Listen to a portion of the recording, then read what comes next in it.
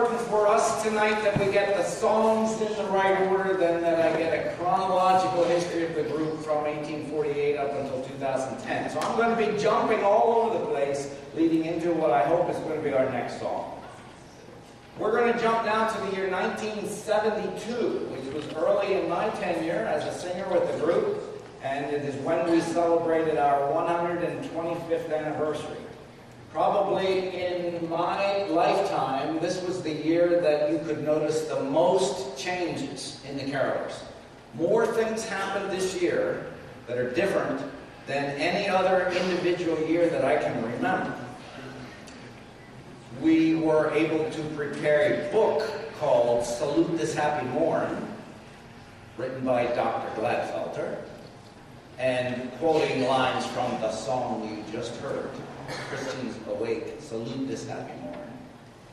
We got new costumes, traded in the Dracula capes with the red silk lining and white canes for what we recognize as a caroler of today, which would be a woolen greatcoat, a cape, scarves knitted by the women in the community, maybe from wool from William Heathcote's woolen mill, I don't know.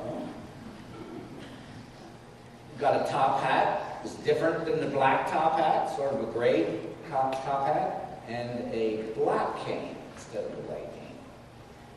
A couple years later, we got reindeer after we got rained on 2 years in a row.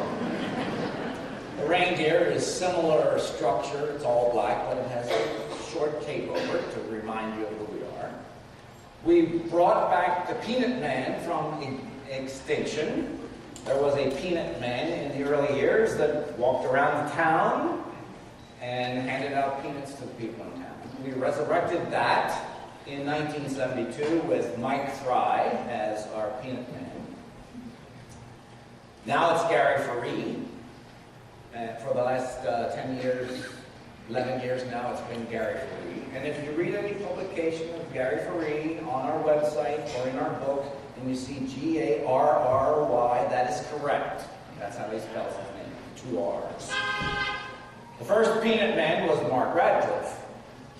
Somewhere along the line it died out, and in 1972 we resurrected the Peanut Man. We did not bring back the Dog Pelter.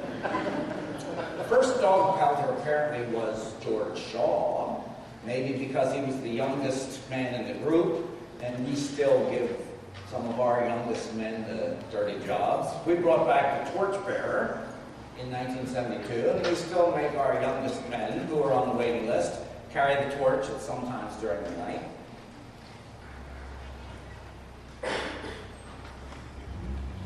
We sang special songs that night in 1972. Does anyone remember us singing This Is My Country? White Christmas? How many of you guys remember singing This Is My Country and White Christmas? Those songs didn't catch on as part of the carol. We sang them that one night, and as far as I know, never again. However, we did, in that year, add the third verse to 2 of our songs, Wild Shepherds and Hark Hark, and we still sing those third verses, inside only, because once we get out on the street, we have route to keep. We've got to keep going. And so we only sing 2 verses on the street. But inside, whenever we sing the next 2 songs, we will sing the third verse, which was added in 1972 as part of our anniversary.